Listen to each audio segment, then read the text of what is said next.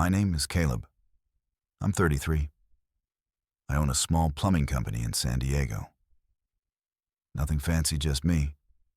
A couple of vans, some good guys on payroll, and a reputation for being dependable. I live in a modest condo I bought myself.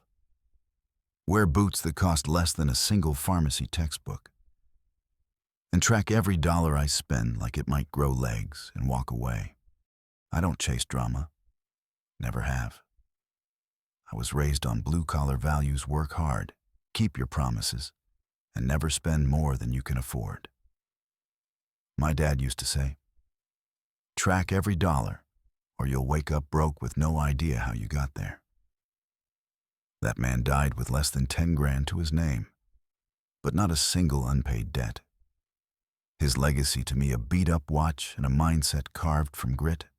6 years ago, I got engaged to Megan.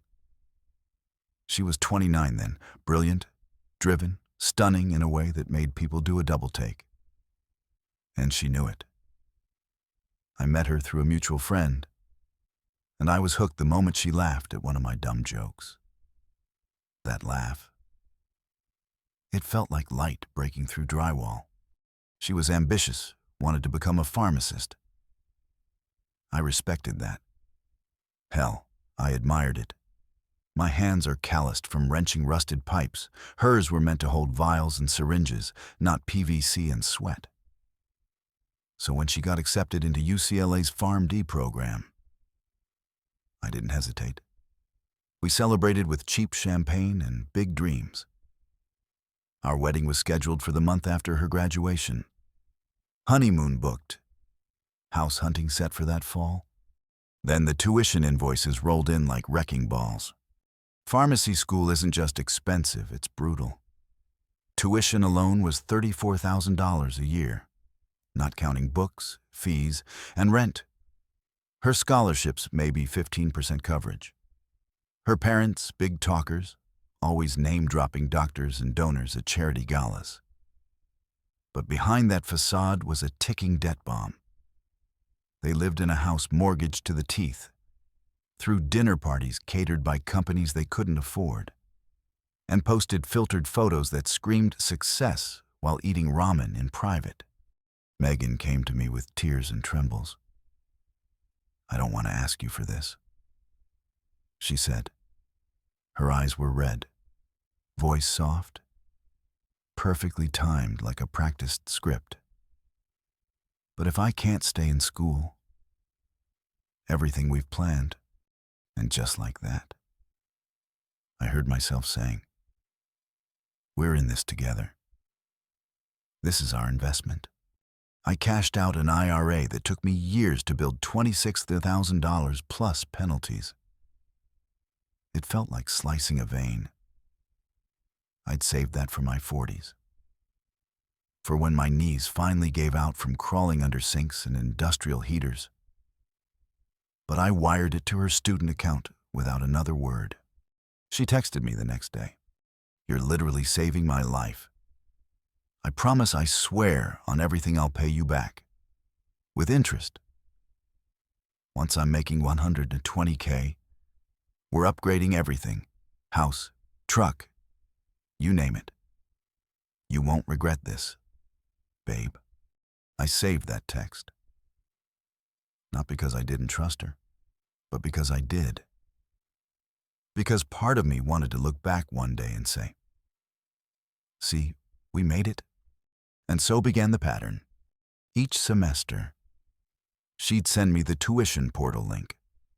I'd transfer $17,000. Each time, she'd reply with heart emojis, career dreams, and sweet nothings about our future. Meanwhile, I was pulling 60 to 70-hour weeks, skipping holidays, and brushing off vacations like they were frivolous luxuries. My life became a cycle of crawl spaces, invoices, and missed sleep.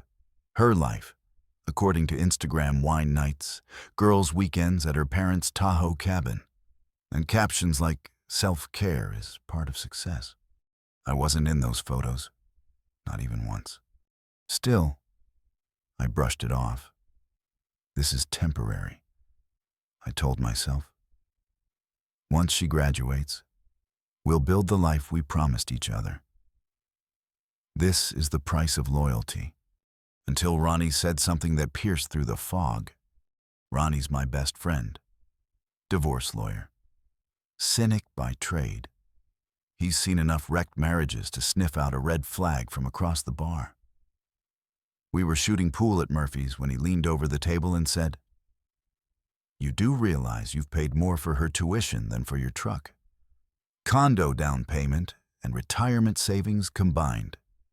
Right. I shrugged. It's an investment. He sank the 8-ball. Yeah. And I've never seen her post a damn thing about you. But she sure brags about those Tiffany earrings her parents got her. You sure about all this? I rolled my eyes and ordered another round. But that comment, it lodged itself like a splinter in my mind.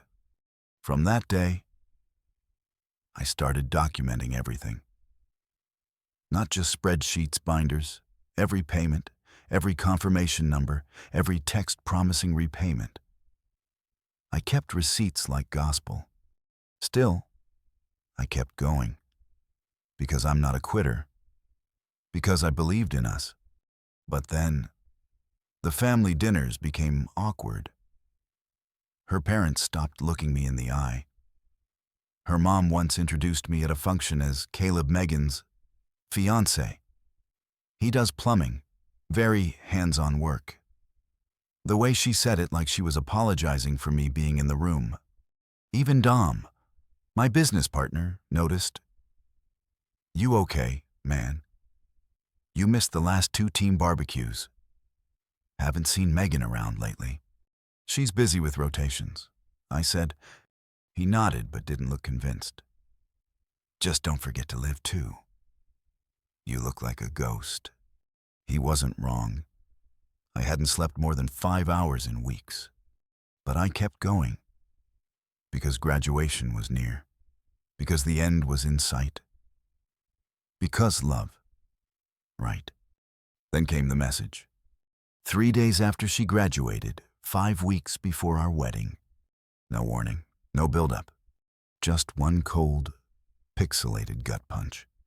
"Hey, just wanted to say thanks for paying my PharmD tuition. My new man Tony says you're pathetic for investing in a woman clearly out of your league.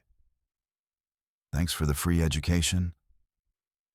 Enjoy your sad little life." Oh, I dropped my phone. Everything slowed down. I remember hearing the tick of my father's old watch on the dresser. Tick, tick, tick. The insult wasn't just the words. It was the emoji. The lol. The fact that she didn't just discard me, she mocked me for believing in her. I opened Instagram. There she was, arms around a man in a tailored suit, standing on a high-rise balcony. Caption upgrade complete. "A flyer PharmD, swear blessed. You're moving up." She wasn't hiding it. She was bragging. And that's when everything inside me snapped. Not in anger, not in tears. In clarity, I walked to my desk, opened the drawer, pulled out the binder, laid every printed receipt on the table, every bank statement, every promise. Then I opened my laptop, took a deep breath, and typed one sentence. "You're welcome." But she had no idea what was coming next. I didn't sleep that night. Not because I was angry. Anger burns fast. What I felt was colder, sharper. A deep, slicing realization that everything I'd built with Megan wasn't real. I sat at my kitchen table with the binder open. The pages spread out like a crime scene. Every transfer, every semester, every thank you text. Every "we'll pay this back together" promise. Highlighted, notated, cross-referenced with screenshots and calendar invites. 4 years of my life, reduced to a financial trail and a breakup text with a winky face. I kept thinking about my dad. The watch on my wrist, his old analog Seiko, ticked steadily through the silence. He taught me to measure people by what they do, not what they say. And Megan had spoken volumes through her silence in that last year. She'd stopped calling me partner, stopped showing up to my company barbecues, stopped asking about my day, my crew, the business, started referring to my career as your little plumbing thing. The signs had been there, but I'd been too damn proud or too damn hopeful to admit them. I thought about texting her, demanding answers, closure, an apology, but I knew I wouldn't get any of those things. She'd already made it clear I was a stepping stone, a utility. So I did the one thing I knew how to do. I took every invoice, every check copy, every screenshot of our conversations, and built a timeline. Line by line, date by date, 78, 346, 27. I even had notes from our conversations, like the night I withdrew my IRA to cover her third-year tuition. She sat on my balcony, crying, saying she couldn't ask me to do that, while asking me to do exactly that. And I did it, because love makes you do irrational things. But spreadsheets don't lie. I had no formal loan agreement, but I had 20-plus emails and texts where she promised repayment with interest. And more importantly, I had witnesses. Ronnie had overheard multiple conversations. Dom had been there when Megan boasted at our holiday party that once I'm making 6 figures, Caleb's retirement will be set. I knew she never thought I'd actually go after it, because guys like me, we're supposed to be grateful we were even considered. Working class, wrench turners, replaceable. But here's the thing about plumbers: we know pressure. We know how to contain it, control it, and release it at just the right moment. So I crafted an email. Short, cold, legal. Subject: outstanding financial obligations. Farm deprogram Megan. Following your recent text, I'm writing to address the $78,346,127 in tuition and related expenses I provided during your farm deprogram. As per our numerous written agreements, including email and text correspondence, you committed to full repayment with interest. Please respond with a repayment proposal within 5 business days. Failure to respond will result in formal legal action. Regards, Caleb. I attached the spreadsheet and supporting documentation, sent it from a clean, professional Gmail account. No emotion, no commentary. And then I waited. 3 days later, my phone rang. It was her. Her voice was shrill, high-pitched, panicked. Are you seriously emailing me like some debt collector? Are you insane? Hello, Megan. I take it you received my email. That money was obviously a gift. You were my fiancé. That's what people do when they're in love. They support each other. I let the silence stretch. Then, actually, Megan, we discussed repayment explicitly, at least 24 times. I have messages, emails, and 2 witnesses to that effect. You're just pathetic and jealous. Tony says your email sounds like extortion. He's already talking to his family's lawyer. I felt a flicker of amusement. Requesting repayment for a documented financial agreement isn't extortion. I'm sure Tony, being in finance, understands how loans work. His opinion, however, is irrelevant. She hung up. 3 hours later, her father called. What kind of sick game are you playing? Trying to extort my daughter after breaking her heart? Mr. Wilson, I said calmly. Your daughter ended our engagement via text 3 days after graduating.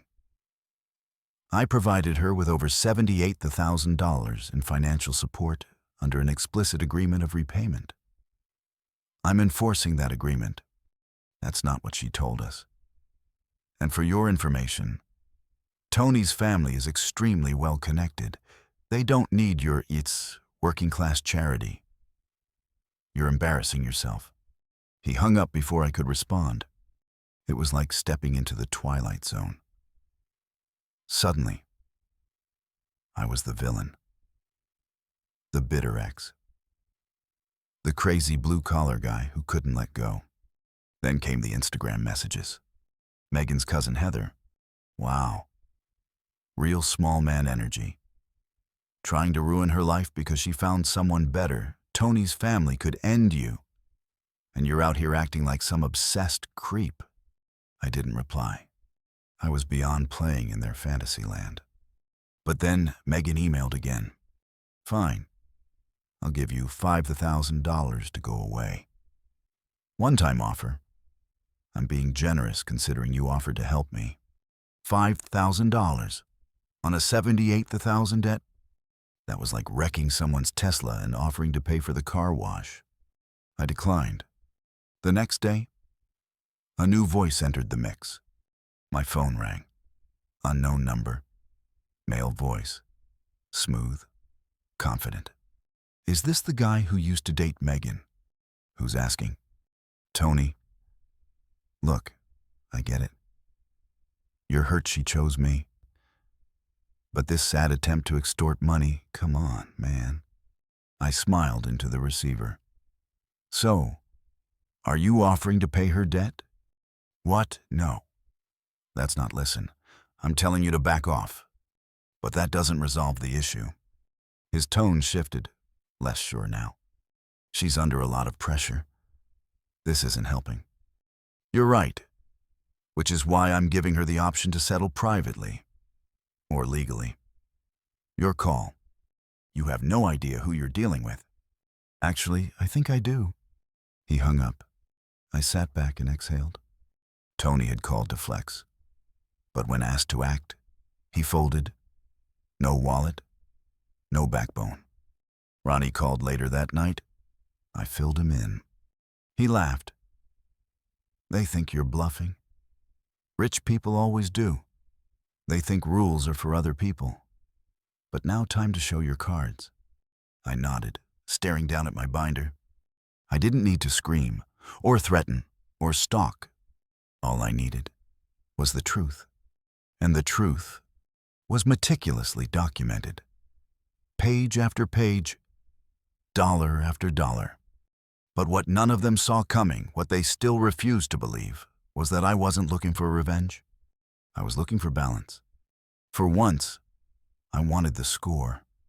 Even 3 days after Tony's little courtesy call, things got weird. I was in the middle of scheduling a site inspection with one of our biggest commercial clients, a property management company that handled over a dozen apartment complexes, when Janet, our customer service lead, buzzed my line.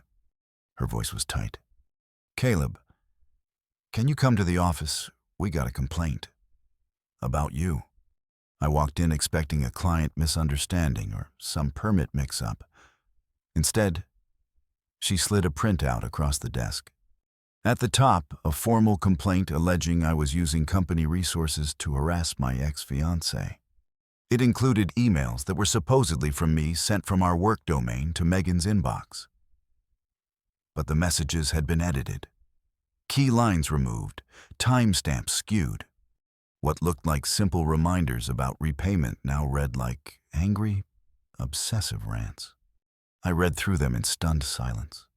These have been altered. I said immediately. I have the originals. They're from my personal email. And the tone's been completely changed. Janet leaned back, letting out a long sigh of relief. I had a feeling. The complaint came from someone who doesn't even use our services. A Mr. Wilson. No company name. No project attached, just a demand that we revoke your license for harassment. Her eyes locked on mine. Are you okay, Caleb? I nodded. It's a long story. But yeah, I'll be okay. We pulled up my actual email threads on my personal Gmail. clear, professional, nothing even remotely threatening. Janet documented everything, flagged the fake messages, and dismissed the complaint internally. But something in me shifted that day. They weren't just mocking me anymore. They were trying to destroy my livelihood. That night, I met Ronnie at our usual dive bar. The place smelled like old wood and whiskey. The kind of spot where stories linger longer than the booze. I slid the fake emails across the table. He skimmed them, then whistled low. They're escalating. Intimidation, then bribery. Now, defamation. He tapped the printouts. They're trying to make defending yourself more trouble than it's worth. It's not just me anymore, I said. It's affecting my crew, my business. I had to explain all of this to Dom. Ronnie's eyes narrowed. Time to tighten the perimeter. I knew what he meant. Documentation, silence. No more casual replies. Let the lawyers handle it. Still, the hits kept coming. A week later, one of our commercial clients called. Their tone was cautious. Hey, Caleb. Just wanted to clarify something. We got an email anonymous Gmail account. Said you've got some legal trouble? Harassment allegations. It's probably nothing, but total fabrication. I said, I can show you the full legal context, documented correspondence, and a formal dispute letter. It's a personal matter they're trying to make professional. The manager paused, then exhaled. Honestly, I figured the whole thing read like gossip. I've worked with you for years. You've always been straight with us. I thanked him, but my stomach twisted. They weren't just attacking my reputation. They were testing every door and window in my life. Looking for something, anything to exploit. What infuriated me most wasn't just that they were lying. It was that they felt entitled to lie. That they thought I'd fold the moment things got messy. But they forgot what I do for a living. When pipes leak, walls rot from the inside. You can patch the surface, but if you don't fix the line underneath, the whole damn house collapses. And this wasn't just a bad breakup. It was structural corruption, emotional fraud, wearing the mask of charm and ambition. 2 days later, I got a call from Tara. Tara and I went to high school together. We weren't close, but she knew both Megan and Tony from college circles. Her voice was tentative at first. Hey, I don't want to overstep, but I've heard some weird stuff lately. And I thought maybe you should know. She'd seen the Instagram fallout. Heard Megan's version how I was a bitter ex who couldn't let go. But then someone shared screenshots of Megan's actual messages, the ones promising repayment. The "You're saving our future" texts. The binder I'd built? Tara was stunned. Jesus, Caleb. That's cold. I had no idea. She made it sound like you were obsessed with her, that you were stalking her or something. I didn't respond. I didn't need to. But then she added something I wasn't expecting.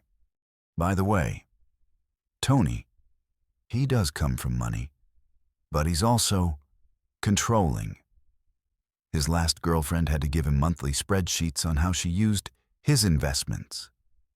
He only pays for things that make him look good socially. I blinked. So he's not going to cover Megan's debt. Not a chance. I heard his dad cut his trust last year. He talks big, but the wallet doesn't always match. Suddenly, everything clicked. The fake emails, the anonymous complaints, the desperation. They'd built this fantasy of upgrading her life, trading the plumber for the investor. But Tony wasn't the golden ticket.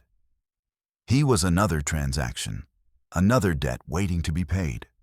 I forwarded Megan's last offer to Ronnie, $15,000 as a one-time settlement, with no admission of wrongdoing. He replied in seconds. They're flailing. They thought you'd fold. Now they're begging for a discount. Hold the line. I was about to write back when Dom pulled me aside at the shop. His face was tight. Hey, I just got a call from someone claiming to be your ex's lawyer. Said you've been showing up at her job, that you're making her feel unsafe. They said they had a witness who saw your truck parked outside her pharmacy last week. I blinked. Dom, I was in Denver all last week. Plumbing conference. You were with me. The entire crew saw me there. He nodded. I figured, but they're threatening to contact our clients, say we've got an unstable plumber working on projects. I clenched my jaw. This wasn't just character assassination anymore. This was warfare. That night, I stood in my condo, looking out the window. The city buzzed quietly beneath me. Cars moved, lights flickered, people lived. And I realized this wasn't about Megan anymore. Not really. It was about what she represented. A system that lets charm override truth. That punishes quiet men for demanding accountability. That tells working class guys to be grateful and move on. But I wasn't grateful. And I wasn't going to move on until justice moved with me. I turned toward my desk, opened the binder, clipped in a new section, defamation evidence. Then I picked up my phone and texted Ronnie. Let's file the restraining order. Filing for a restraining order wasn't something I ever imagined doing. I'm a plumber, not a prosecutor. But standing there in court with Patricia Ronnie's contact at Westbrook Legal, I realized I had crossed into territory where logic and politeness didn't work anymore. I wasn't dealing with a bad breakup. I was dealing with a person who saw consequences as optional, who believed that appearances erased accountability. Patricia had gone through every piece of evidence security footage from our office, emails from fake accounts, the false business complaint, Megan's text threats, and most importantly, the 3 separate security cam videos of her circling my building at 3 a.m. Each time, she didn't knock, she didn't call. She just loitered, watched, waited. It was haunting. The judge didn't need convincing. 2 weeks after filing, I was granted a temporary restraining order. No contact, no proximity, no access to my home, my job site, or even my driveway. And still 2 days later, she showed up. It was 11:07 p.m. on a Friday. I just finished loading some invoices into my new accounting software when my phone buzzed. Motion detected at your front door. I checked the live feed. There she was, Megan. Her hair was pulled back, messy, eyes red. She paced like a cornered animal, tight circles, chewing her nails, glancing up at my windows. She buzzed my unit 5 times before some poor resident coming home from work let her in. My pulse kicked. I opened the door just as she raised her fist to pound again. Megan, I said, voice flat. You need to leave. Her eyes welled. We need to talk. Caleb, please. This payment plan is destroying me. I can't live like this. I didn't budge. That's what repayment feels like. I said, responsibility. You signed the agreement. She stepped forward, like she might push through me. You're ruining my life. I stayed firm in the doorway. I gave you 4 years of support. I gave you everything I had: money, time, loyalty. You gave me a text message and a bill for your replacement boyfriend. She froze, caught off guard by how calm I sounded.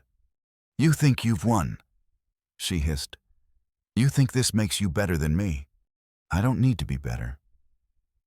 I said, I just need to be done. That's when she snapped. I'll tell people you abused me, that you threatened me. I'll go to your clients and say you're stalking me. Who do you think they'll believe, the pretty pharmacist or the dirty plumber?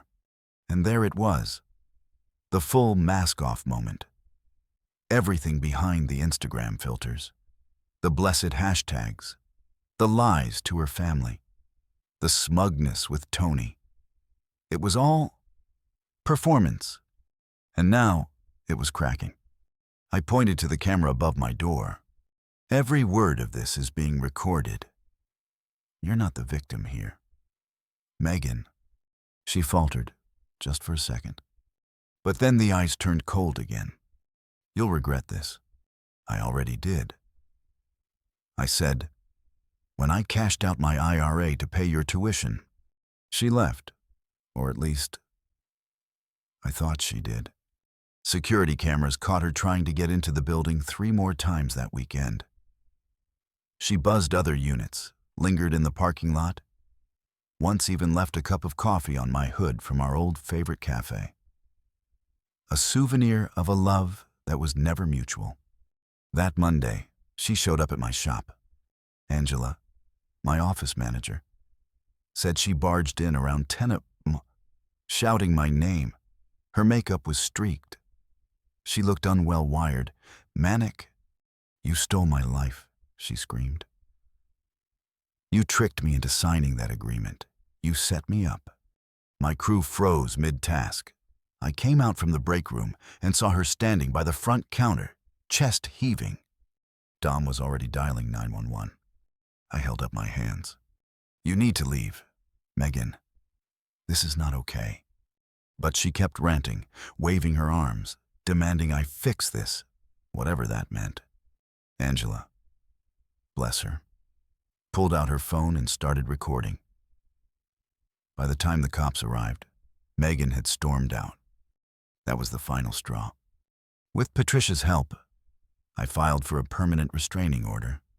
It was granted within the month. 1 year. No contact. All communication had to go through our attorneys. Any violation, criminal charges. I never wanted to go that far. But when someone threatens to burn down your house just because you asked them to pay their half of the mortgage, you stop being nice. You protect yourself. And after the order went through, her father called me again. His voice this time wasn't arrogant. It was exhausted. I just want to understand what's happening with my daughter. She showed up at my house at midnight, tried to force her way in, and threatened to accuse me of abuse. A long silence. That's not the daughter we raised. I almost felt sorry for him. Almost. She's an adult, I said. She made choices, and now she's facing the consequences. I didn't press criminal charges. I could have, but I didn't, for what it's worth. I'm sorry. It wasn't worth much, but I nodded anyway. Somewhere in the middle of all this madness, something strange happened. I started breathing easier, sleeping deeper, working better. Ronnie called it post-chaos clarity. I called it freedom. I adopted a rescue dog, Rex, a German Shepherd mix, 3 years old. Flunked out of police K9 training for being too friendly. But with me, he was alert, loyal, calm. We started running together in the mornings. No headphones, no texts.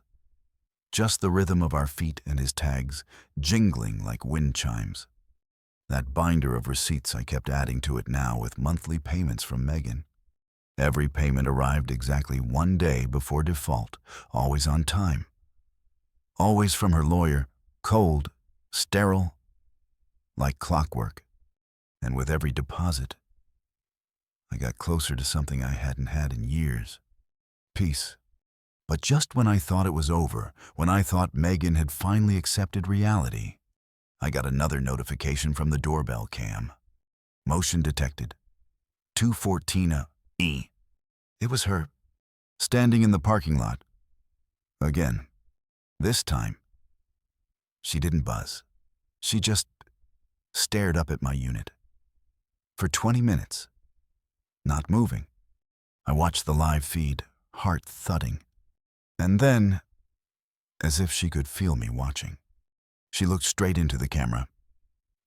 At 2:14, Megan looked straight into my doorbell camera like she could climb through the lens. Rex lifted his head from the mat, ears pricked, a rumble building in his chest. I put a hand on his shoulder and felt the steady thud of his heartbeat under fur. Mine wasn't steady. Mine was sprinting. I didn't go to the window. I didn't text. I didn't call. I did what my dad taught me, hold the line. By sunrise, the video was clipped, backed up twice, and sitting in a folder labeled restraining order, evidence.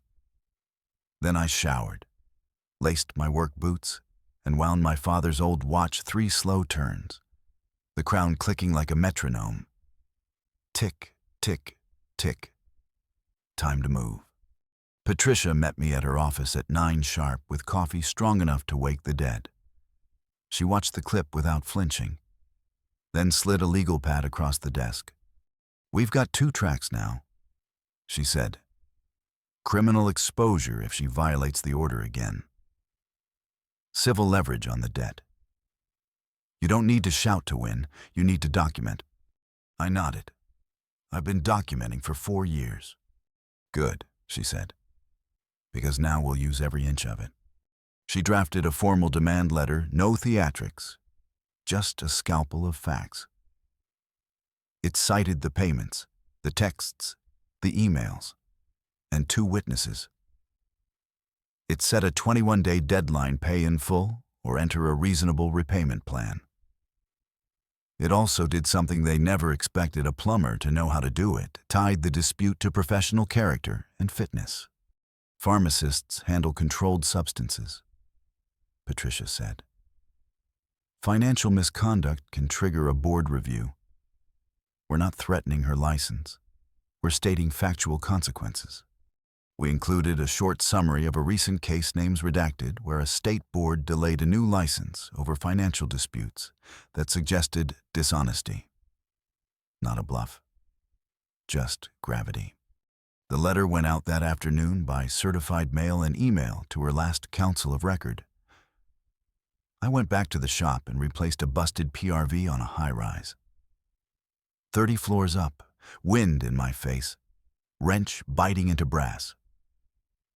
Everything made sense. Pressure follows design. If you overpromise and underbuild, something bursts.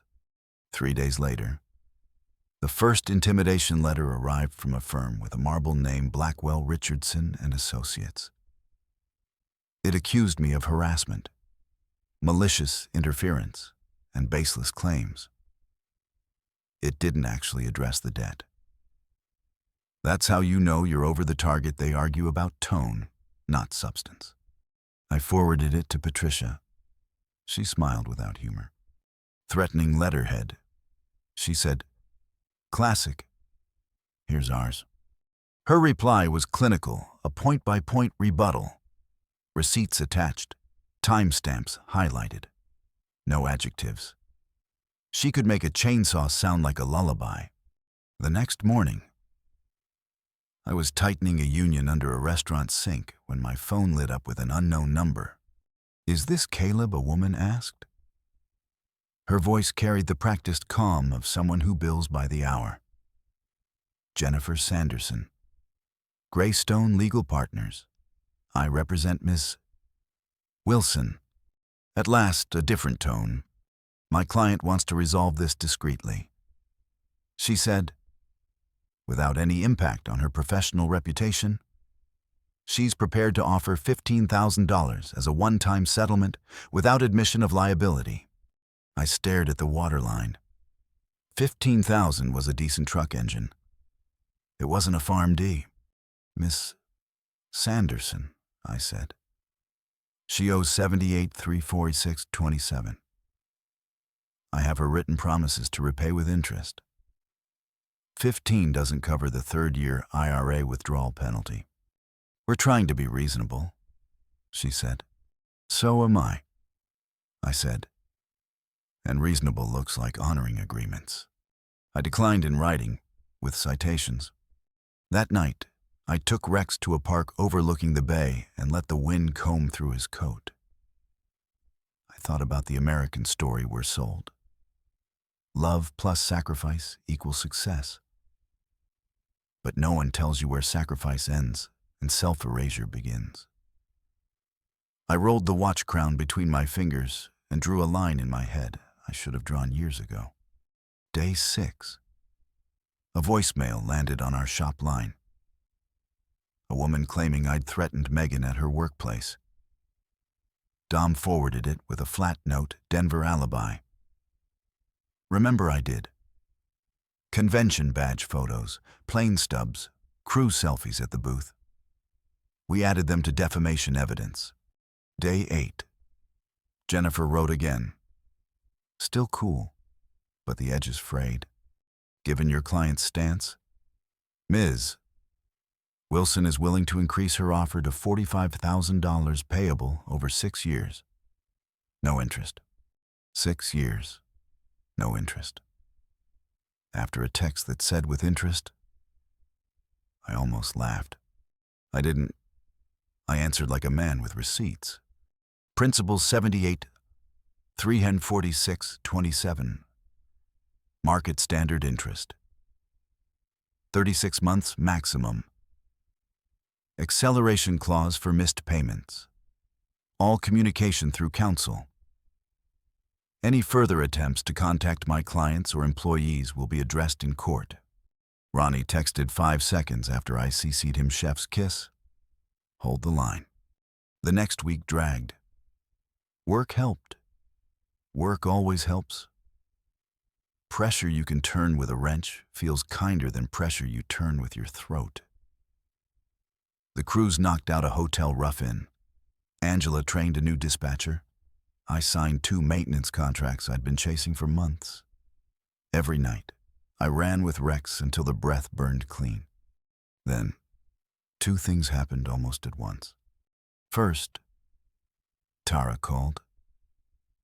She'd been quiet since warning me about Tony. But now her voice carried the relief of someone who'd chosen a side. He's not paying, she said. Everyone thought he would, but he keeps saying, not my problem, her mess, her money. He's also tightening her budget, asking where every dollar goes. The shine is wearing off. I thanked her. Not because I needed the intel, I already knew which way the wind was blowing, but because truth spoken out loud can feel like a hand on your shoulder when the room gets cold. Second, Megan showed up again on camera, this time hovering at the edge of the lot. Hood up, hands jammed into her pockets. She didn't buzz. She didn't move. She just stared up at my windows like a person memorizing the outline of a life she should have been living. I saved the clip. I didn't send it to Patricia. I didn't need to. The order was clear, and so was my boundary. On day 20, with 1 business day left on the demand, Jennifer went silent. No counter, no threat, just quiet. Silence can be menace. It can also be surrender. I kept working. The crews finished by 3. The shop smelled like copper and coffee. I sat at my desk, wound the watch, and sorted receipts into the binder. The spine had a groove where my thumb naturally rested 4 years of pressing down so the pages wouldn't slip.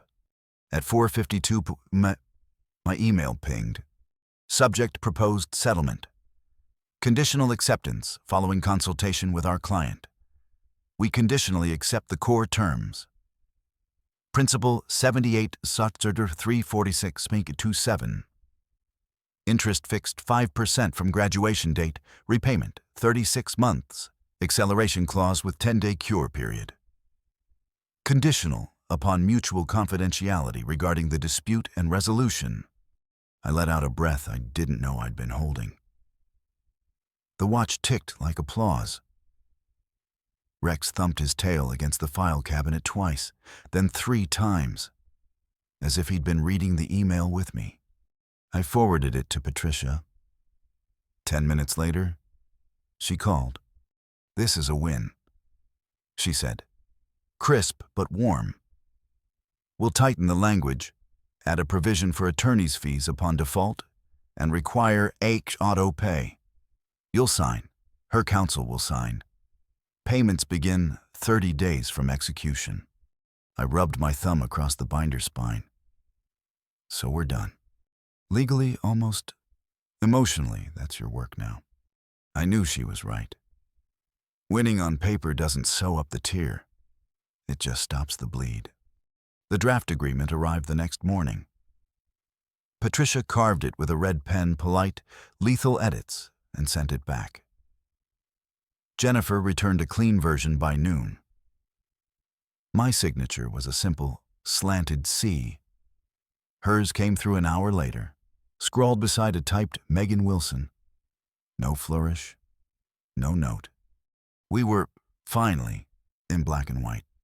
That evening, Dom dropped by my condo with a 6-pack and a grin. "So, Mr. Responsible," he said, "how's it feel to get paid back like a bank?" "Banks charge more fees," I said. He laughed. We stood on the balcony and watched the lights blink through the haze. I told him I planned to funnel every payment into an expansion fund, new vans, better benefits, a second location across town. Turn the debt into infrastructure. Turn the story into scaffolding. "Proud of you, man," he said. Most people would have swung wild. You kept your head. You did it with receipts. I thought of that winky emoji, of the cup of coffee on my hood, of the hollow look Megan wore under the parking lot pole light. I didn't feel triumph. I felt accurate, measured, right-sized to the truth. 30 days. That was the countdown to the first payment. I started a new tab in the spreadsheet settlement. Inflows. Empty cells waiting for numbers. A place for order to land. At midnight, my phone buzzed again. Not the doorbell app. Email. From Jennifer Sanderson, subject professional courtesy. Mr. Hart. For planning purposes, please be advised, Miss Wilson's first payment may arrive closer to the cure period. She is transitioning employment and prefers to manage cash flow. I stared at the screen, then at the watch face. The second hand glided over 12, patient as ever. Transitioning employment. A nicer way to say the glamorous job didn't happen. I typed 2 words back. Understood. Contract. Then I set the phone face down, turned off the lamp, and lay in the quiet hum of a condo that finally felt like mine again.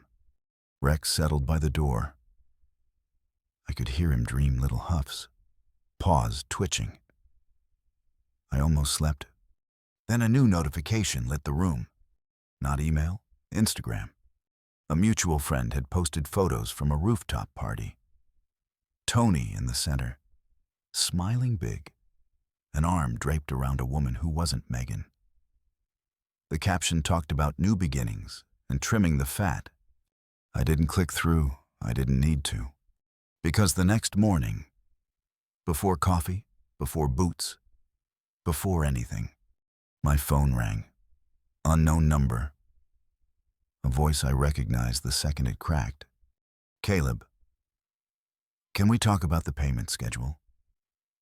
"Caleb, can we talk about the payment schedule?" Her voice sounded thin, frayed like a wire sawing through drywall from the inside. I didn't raise mine. Megan, the order says all communication runs through counsel.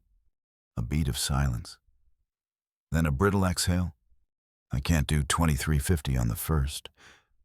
Not right now. Email Jennifer, I said. Patricia will respond. Click. Rex lifted his head from his mat and studied me like he was trying to read what I wasn't saying. I reached for my father's watch on the counter, wound the crown 1, 2, 3 turns until the second hand resumed its quiet loop. Tick, tick, tick. Boundaries weren't cruelty. They were structure. I forwarded the missed call to Patricia with a short note. Direct contact resumed. Please reiterate counsel-only clause. 2 minutes later. Her reply arrived, boilerplate calm, sharpened into a blade. We will remind opposing counsel that client-to-client contact violates both the settlement protocol and the restraining order parameters. Terms remain as executed. The world didn't shift. But something inside me did the difference between bracing and standing. 30 days crawled by in a rhythm of work and small, stubborn joys, the hiss of a torch on copper. Rex's tags chiming when he shook off sleep. A fresh stack of invoices squared and clipped under my thumb. On day 30, at 59 p.m., my phone pinged. AKH credit 2350 Hanser Wilson. It hit with seconds to spare 1 day before cure. I logged it into the spreadsheet tab I'd created, settlement, inflows, and felt a clean, unfamiliar weight, not triumph, relief. Then I moved the transfer into a separate account I'd labeled expansion fund. Brick by brick, van by van, life by life. Feels real yet, Dom asked later that week, flipping a wrench across his palm as we stood in the shop bay. Feels like gravity.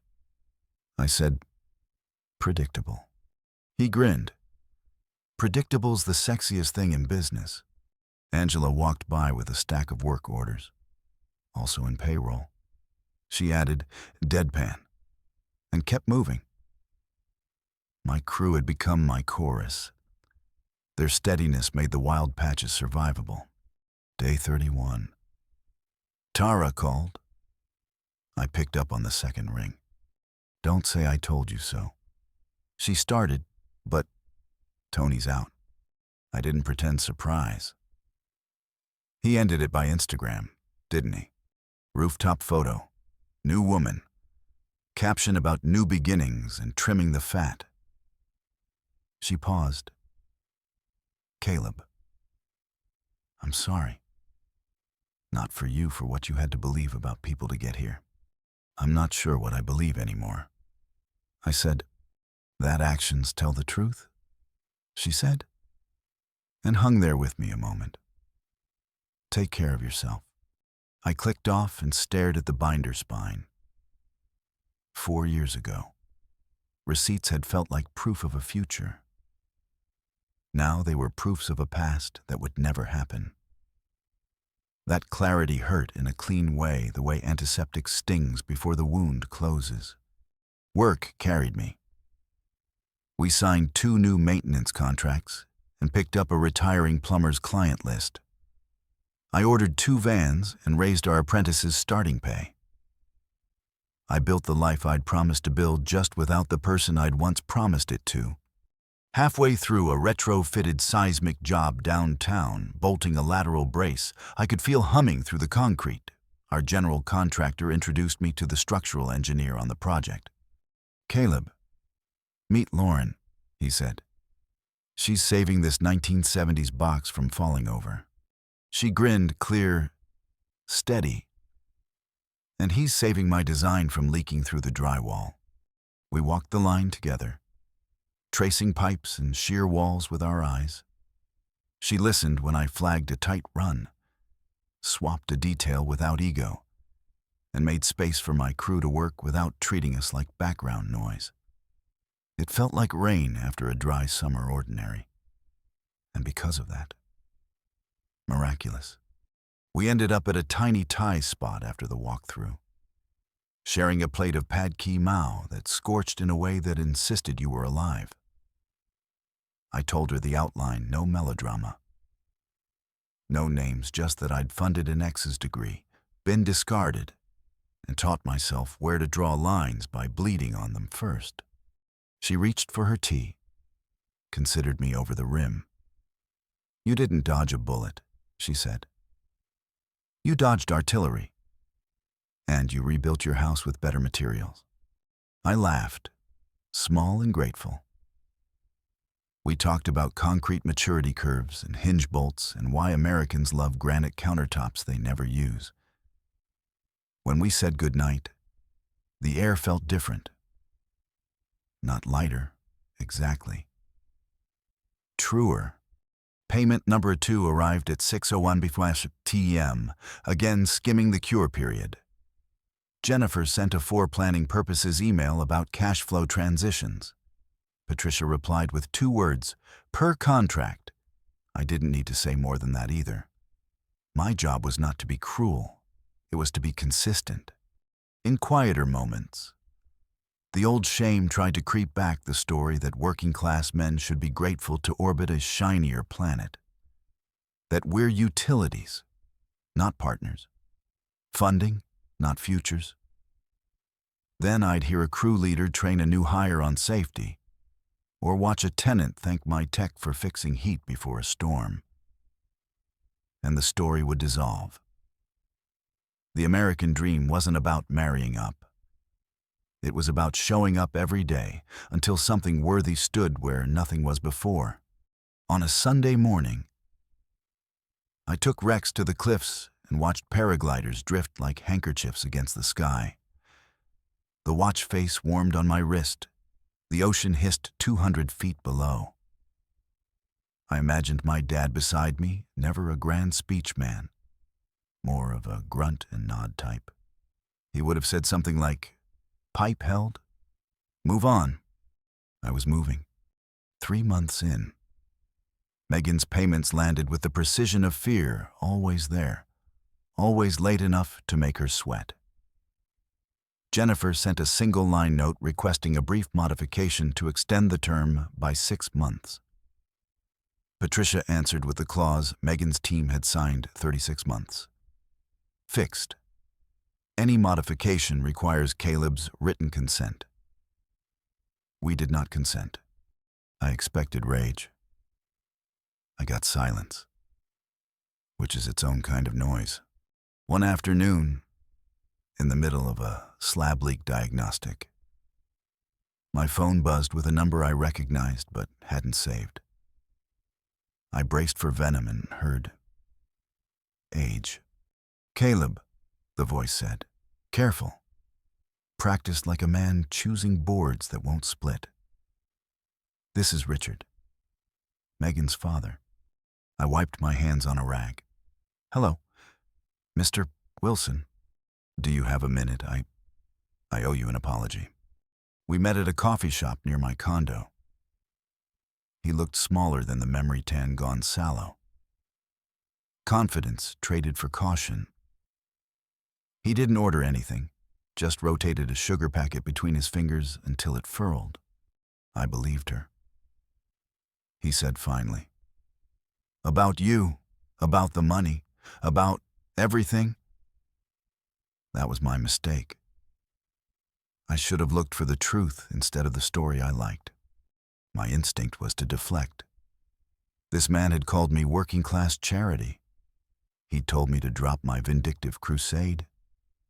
But his eyes were wet, his voice quiet, and every part of me that still wanted to win an argument went still. I didn't press charges.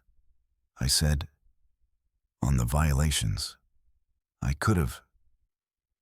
I didn't want to make anything worse than it already was.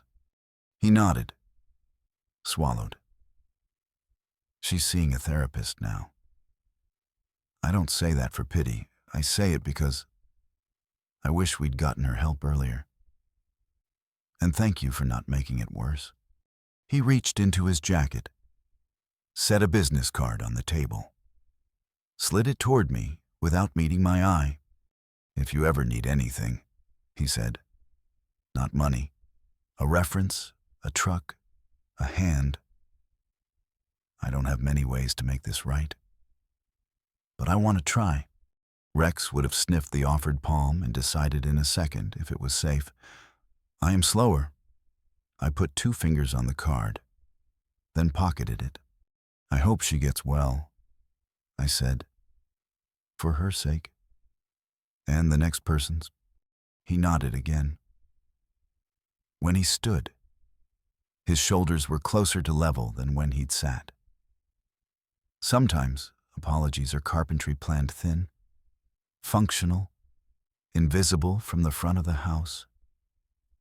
But you feel them outside. The sun sat lower than I'd expected. Time moves weird when you put down a weight. I checked the watch, then my phone. AKH credit to our 350 more Wilson. Payment Nuzzer 4 right on the ledge. I logged it, transferred it, balanced the line. I looked around my small kitchen, the counters I'd installed myself. The dent in the drywall I never patched, because you should leave a reminder of what happens when you swing blindly. I breathed. That night. Lauren texted, "You free for dumplings after the site meeting tomorrow? I found a place that fries them like they mean it." I typed yes and felt my mouth turn up before the letters hit blue. I was rinsing a pan when the doorbell camera chimed. The sound still pinged the old bruise inside me, but I walked to the screen anyway. A teenage kid across the hall, dropping off fundraising flyers safe. The fear receded, replaced by the ordinary business of a building where people lived. I could live here. The next morning, the shop smelled like coffee and Teflon tape. Angela waved a clipboard at me. "City inspectors love the hotel job," she said, "and the new hire starts next week." I signed my name and noticed how clean it looked. Not stiff, not shaky, just mine. The binder on the shelf had a new tab. Growth, van quotes, benefit upgrades. A lease draft across town circled in red. At noon, Patricia called. "Quick update," she said. "Opposing counsel informally asked if you'd consider cutting the interest to 3% in exchange for a lump sum earlier this year." "Is there a lump sum?" I asked. "Not on the table," she said. I could hear the smile. "Then we already have a contract," I said. "Correct." I hung up, set the phone face down, and turned the watch once. The second hand glided forward, indifferent to drama, faithful to movement. I thought the universe was done with surprises. I had the order, the payments, the dog, the beginnings of a life that felt earned. Then my phone rang again. Unknown number, local area code. I almost let it go to voicemail, then swiped. "Caleb Hart?" "Yes." "This is Officer Morales with SDPD. We're calling regarding an incident report that mentions your name. We'd like to ask a few questions." My spine cooled. "What kind of incident?" I asked. He paused. "Careful. It concerns Ms. Wilson." Officer Morales didn't sound like TV cops, no swagger, no heat. Just a steady baritone that made you breathe slower. "This is about an incident report," he said. "A resident called in a suspicious person outside your building last night. Your name came up because of a prior restraining order." I felt my chest pull tight, then release on the second breath. "You'll want the doorbell footage." We met in the lobby that afternoon. Fluorescent lights, scuffed tile, a smell like lemon cleaner trying its best. I queued up the clip on my phone, 2:11 a.m. The lot lit by a single pole lamp, a figure at the edge of the frame, hood up, arms folded. She doesn't approach the door. She doesn't buzz. She just stares up at my windows like she's memorizing the shape of a life. Morales watched without commentary. When the feed ended, he lifted his eyes, calm but not indifferent. "We'll file this with the case history," he said. "Do you want to press charges for violation?" Rex sat at heel, reading my silence like a second language. I rolled the crown of my father's watch between my fingers. 1, 2, 3. Not for time, but for steady. "No," I said. "Document it. If it escalates, I'll cooperate." "But I don't want to pour gasoline." He nodded. "No lecture about being too soft. Just a professional making a note. Call if anything changes." When the door closed behind him, the building felt a little taller. Not safer. Exactly, just honest. There's a kind of peace in knowing your boundaries are real even when no one is clapping. The next morning, payment number 5 hit at 5:58 p.m. Again on the ledge of the cure period. I logged it into settlement, inflows, moved it into expansion fund, and checked the second location lease one more time. I could see it now, 2 new vans. Better benefits. Apprentices turned foremen. Not a dream, a schedule. Lauren and I met after a site walkthrough at a dumpling place that seared pot stickers until the bottoms went glassy and crisp. She listened to the police thing without flinching. The way engineers look at a cracked beam assessing load. Not drama. "You did the right thing," she said. "Sometimes protecting yourself isn't about striking back. It's about not stepping into the blast." We didn't toast to anything. We just ate. And the food tasted like a small, earned normal. 4 payments, 5, 6. Each one landed like a metronome in my life. Tick, tick, tick, keeping time with work orders and payroll and the rhythm of Rex's pause when we ran the cliffs at dawn. I learned the shape of quiet again, coffee steam haloing the sink. Angela humming while she scheduled dispatch. Dom whistling off-key when a stubborn flange finally broke free. The American story I grew up with, marry up, move up blurred, and then sharpened into something simpler show up. Month 8. Tara texted a single line. She's working nights at the grocery chain. No gloat, just fact. I stared at the message, felt nothing triumphant, and typed back what I meant, hope she gets steady. There's a difference between justice and hunger for someone else's hunger. I wanted one. I refused the other. Patricia called to say the court had approved our fee clause language. Jennifer signed the modified page without a fight. It struck me how ordinary the machinery of accountability is when you actually stand inside it. People imagine fireworks. Mostly, it's forms. Mostly, it's calendars. Mostly, it's someone like Angela initialing a box so the right check clears on the right Friday and nobody's kid misses lunch. By month 9, the second location's fleet decals were on order. I took a picture of the new shop's empty bay sunlight, dropping in a square on the concrete like a promise, and sent it to Dom with a caption, "We build here now." He replied with a picture of a battered crescent wrench from our first year and just 2 words, "Still works." I told Lauren I was thinking about a real break, 2 weeks off grid. The first in 5 years. She smiled like a person who knows what rest costs and why it's worth the price.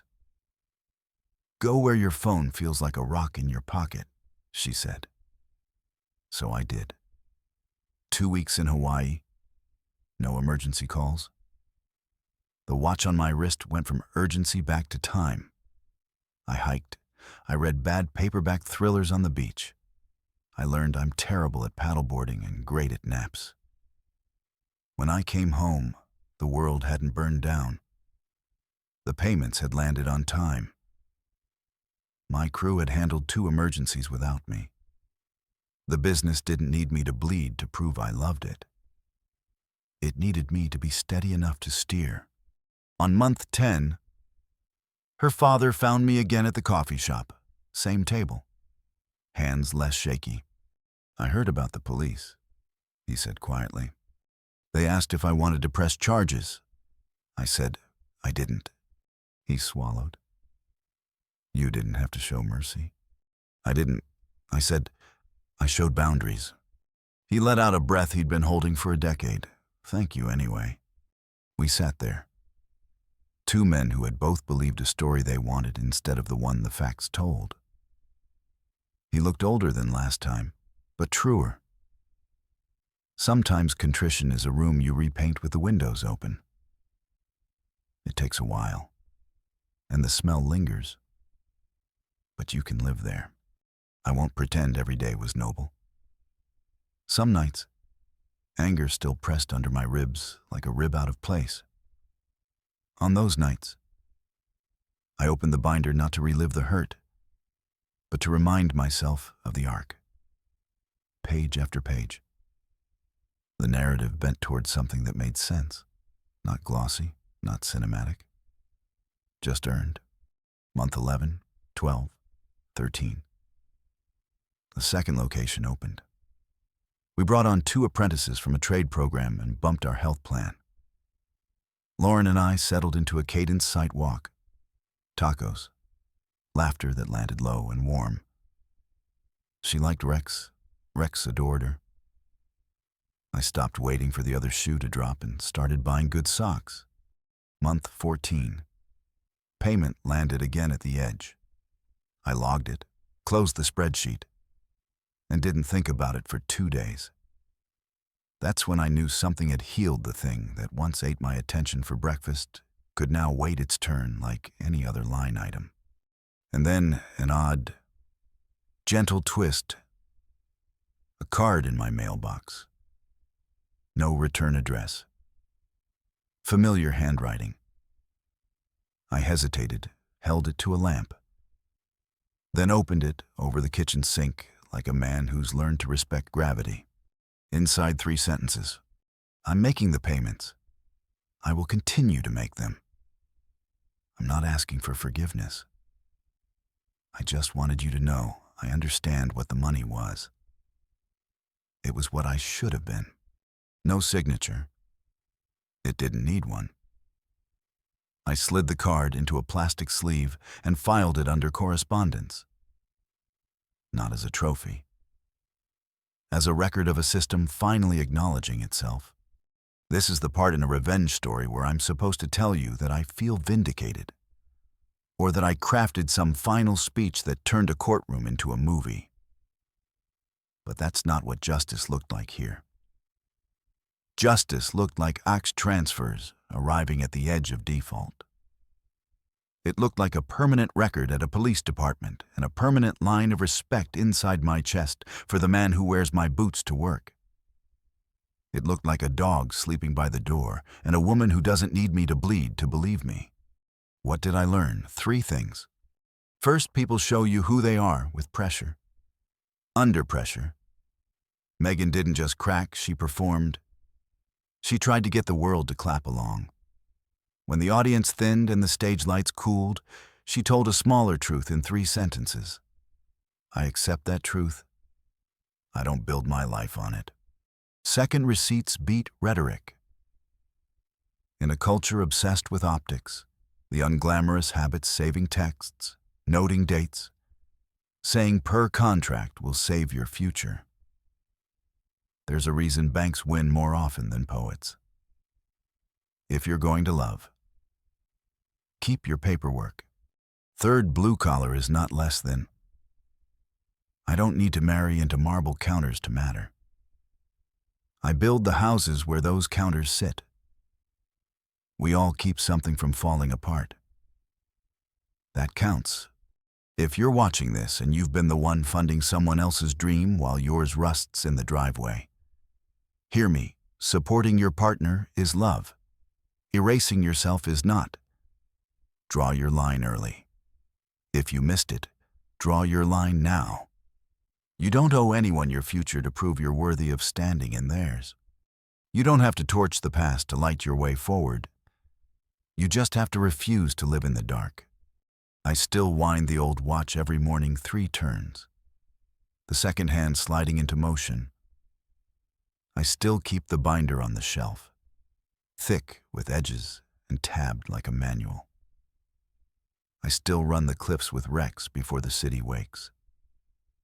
And some nights, when the house is quiet and the day's work is done, I put my palm flat on the kitchen counter I installed myself and think this is mine. Not because I want to fight, but because I kept a promise to the man I was when I cashed out that IRA. To the man I am who chose boundaries over blood. And to the man I'm becoming who knows the difference.